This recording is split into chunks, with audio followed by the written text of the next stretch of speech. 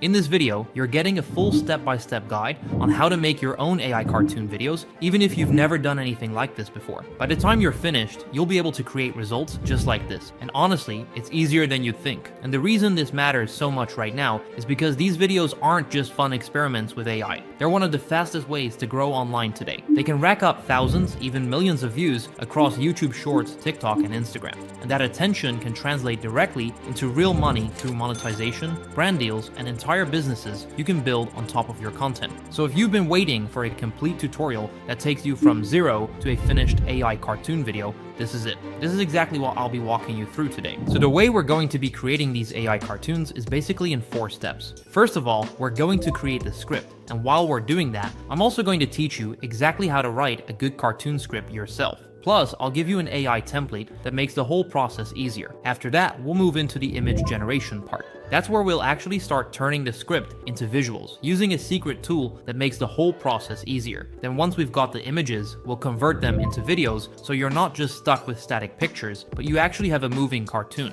And finally, the last step is doing the voiceover, which is what really brings everything together and makes it feel like a finished cartoon. So by the end of this video, you're gonna know exactly how to put everything together into a complete cartoon video that you can post online, pretty much anywhere. Now let's start with the first step, which is writing the script. To write a good cartoon script, we need a couple of key things in it. First, we need a hero, so someone the audience will be rooting for. Then we need a villain, someone the hero is going to defeat. And then finally, we need it to be a super simple, easy to follow story that just progresses naturally toward the hero finally doing something great and succeeding at whatever he set out to do. And the best way to script that is in scenes, because when we break it into scenes, it gives us a really nice foundation to create the images for each scene, and then later to actually put them together into a video. So for that exact thing, I made this ChatGPT template right here. It's really simple, but it includes everything you need to make a story work: the hero, the villain, the arc, and it keeps it fun, light, and easy to follow. Now if I copy this template into a brand new ChatGPT chat, I can just insert my idea into the brackets. For example, I'll write, "A brave squirrel tries to save his magical acorn from a sneaky fox who wants to steal it." Then the AI will automatically build out the story following the rules. And here's the result it gave back. As you can see,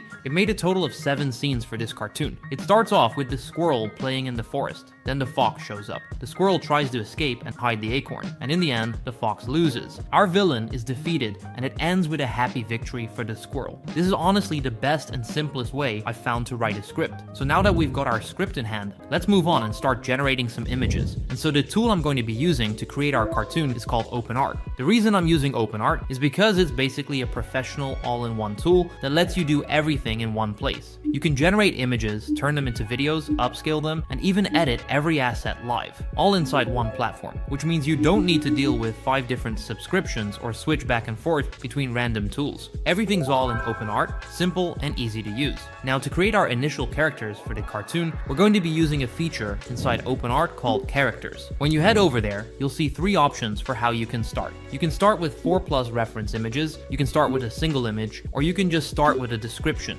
If you already have something in mind for what your character looks like, then you probably want to use one of the first 2 options. But I don't have an image ready, so I'm going to use the Start with Description feature. When you open that up, you'll see a UI where you can give your character a name, write a description, and choose a style. So for our main hero, the squirrel, I'll write, "A small brave squirrel with big brown eyes, a fluffy tail, and soft brown fur. He looks careful, curious, and full of energy. He's holding a shiny magical acorn close to his chest, cartoon style, bright colors, with a friendly and heroic expression." For the name, I'll just keep it simple and write squirrel. And then I'll select a style. This part is actually pretty cool because you can pick from different art styles. For this one, I'll go with Pixar style, since that's closest to what I have in mind. Then I just hit create and OpenArt generates a few previews. As you can see, the results look really good, exactly how I imagined. I like all 3 of them, but I think the one on the left is the best fit, so I'll select that and lock in my character. Now, one really powerful thing about OpenArt is that it keeps your characters consistent. You can even generate 2 different characters and then put them into the same image together, which is something most other tools struggle with. So I'll let the squirrel finish generating in the background, and let's go ahead and create our second character,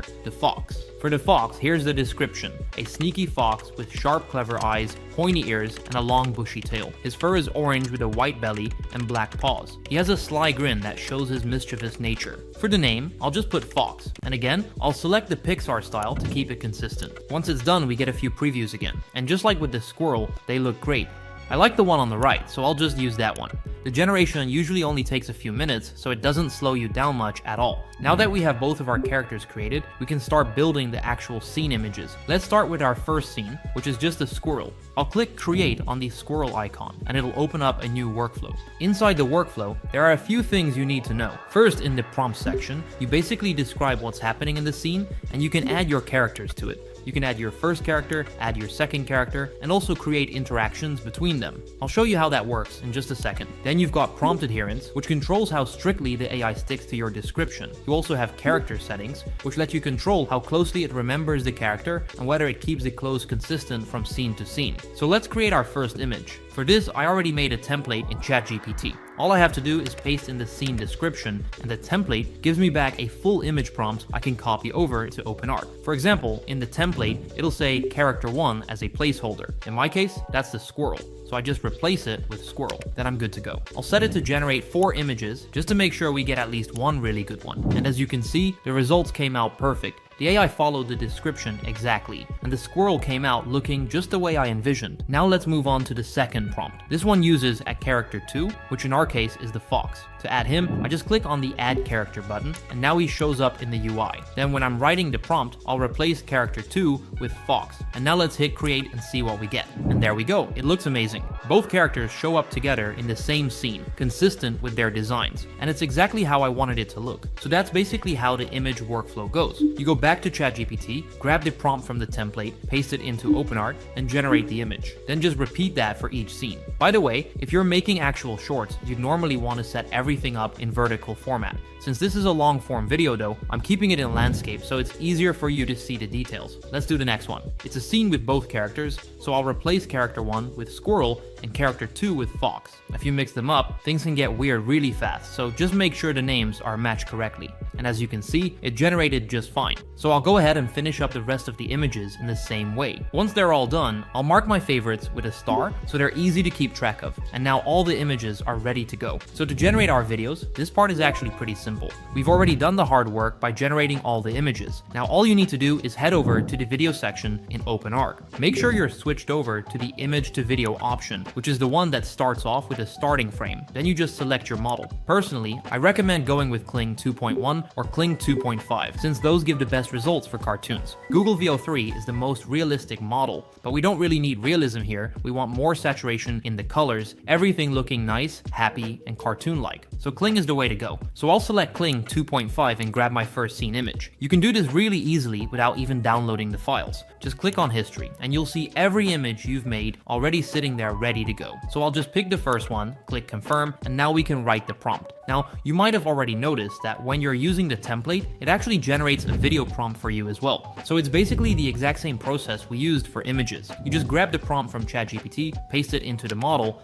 and then set your duration. For duration, it really depends on the scene. Sometimes 5 seconds is enough, sometimes you'll want 10. You'll just have to think about what makes sense for the moment. Once you've picked that, just click create and let's see what comes out. And here we go. The result looks great. The squirrel is playing with the acorn in the forest, the acorn has a little glow to it, and the whole thing looks really smooth. The colors are bright, it feels focused, and overall, it's just an incredible result. Now just like we did with the images, we'll go back, grab the next scene, paste in the prompt, set the duration, and hit create. Then repeat that process scene by scene until everything's generated and ready. So I'll go ahead and finish generating all of mine, and then we'll move on to the next step. Alright, now that all of my videos are done, you can see they came out looking amazing. Everything is consistent. The characters stayed exactly the same from scene to scene, and it all worked perfectly. So with the videos ready, we can now move on to one of the final steps in the process, creating the audio. So for generating our narration, we're still gonna stay inside OpenArt. But before that, you'll just wanna head over to ChatGPT and grab all of your lines. You can either copy them one by one, or you can just take the whole scene script, paste it into the same chat, and ask the AI to give you all of the narration lines together. That's what I did. It just made it easier to copy everything over in one go. Then head back to OpenArt,